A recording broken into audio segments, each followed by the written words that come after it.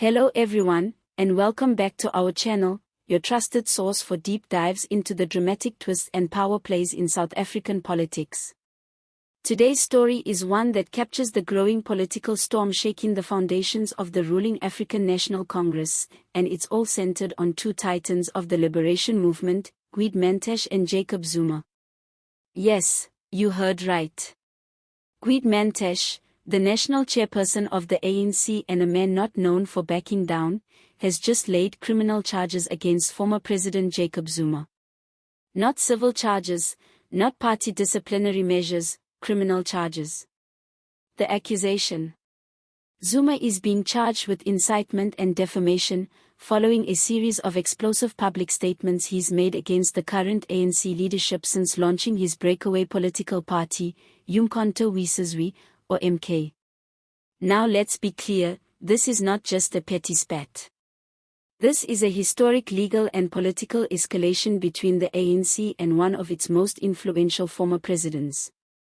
On Monday afternoon, Mantashe personally walked into the Johannesburg Central Police Station, flanked by top ANC legal advisors, and laid the complaint. That image alone sends a powerful message: the ANC has had enough. The gloves are off. So what exactly triggered this legal response? According to Mantashe, Zuma's repeated public attacks, including calling senior ANC leaders sellouts and accusing them of betraying the revolution, have crossed a red line. These aren't just political insults anymore.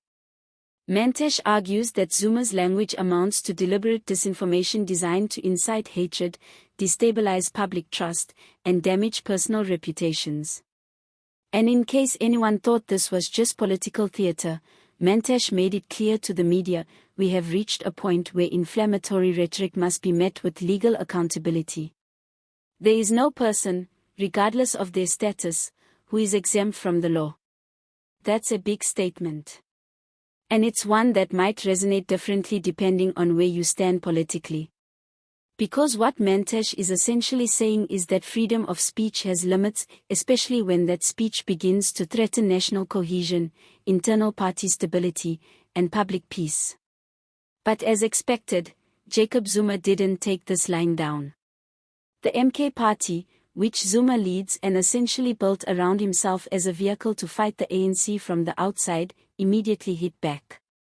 Their spokesperson Lamilone Lila dismissed Mantashe's charges as a desperate stunt, claiming that the ANC should be more focused on keeping the lights on, literally, than silencing a man who speaks the truth. And here's where things get even more interesting. Zuma and the MK party are not just fighting a war of words. They are positioning themselves as the true custodians of the ANC's original mission. Zuma has accused the current ANC leadership of conspiring with enemies of transformation and betraying the party's founding principles. He's painted the current crop of leaders, including President Cyril Ramaphosa and Gwede Mantashe, as political elites who've abandoned the working class and sold out to corporate interests. Zuma's narrative is potent. It taps into real public frustration with load shedding, corruption scandals, rising inequality, and a government that many feel has lost touch with ordinary South Africans. Whether or not you believe him, Zuma's rhetoric is gaining traction, especially among disillusioned former ANC supporters in provinces like KwaZulu-Natal and parts of Gauteng. And that's what makes this case so politically charged. Legal experts, like constitutional law scholar Professor Thembeka Lukwetobi, have noted that this legal move might be a test case for how far political speech can go before it becomes criminal. If this matter proceeds to court, it could set new legal precedents about the boundaries of freedom of expression in South Africa's political landscape. Can a political leader, even a former president, be prosecuted for repeatedly calling his opponents sellouts? Does that constitute incitement or defamation? Or is it just robust political discourse in a vibrant democracy? We've seen courts weigh in on similar issues before, but never with stakes this high or personalities this prominent. And it's no coincidence that all of this is happening less than a year after Zuma openly defied the ANC and ran against it in the 2024 elections, costing the party valuable votes and weakening its national dominance. Zuma is no longer just a retired elder statesman. He's an active political opponent, and the ANC is treating him as such. His decision to create and front the MK party has not only fractured the ruling party's voter base, but also exposed long-simmering tensions about leadership, ideology, and loyalty. Remember, Zuma didn't just walk away quietly. He rejected the ANC's disciplinary process, refused to appear before internal panels, and doubled down on his criticisms. His campaign has been loud, aggressive, and personal. And now, the ANC seems ready to fight back with the full weight of the law.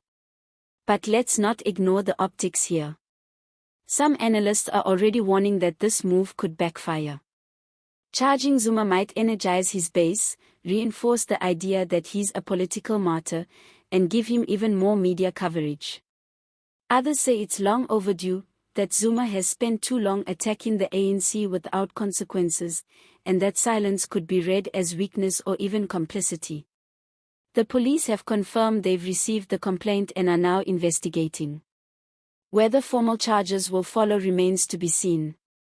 But in the court of public opinion, the battle lines are already drawn. Zuma versus Mantashe. MK versus ANC. The old guard versus the rebranded establishment. And beneath it all, the soul of the liberation movement is being contested, not just in courts and press statements, but on the streets, at the polls, and on platforms like this one. We'll be watching this story closely as it develops, because it's about more than just defamation, it's about power, legacy, truth, and the future of South Africa's democracy. So, what do you think? Is Zuma crossing the line and damaging the political fabric of the country? Or is he simply exposing what others are too afraid to say? Let us know your thoughts in the comments below. Don't forget to like this video if you found it informative, subscribe for more weekly political analysis, and hit that notification bell so you never miss an update. Thank you for watching, and as always, stay informed, stay engaged, and stay critical. See you next time. Would you like a matching thumbnail text, video title, or description plus hashtags next?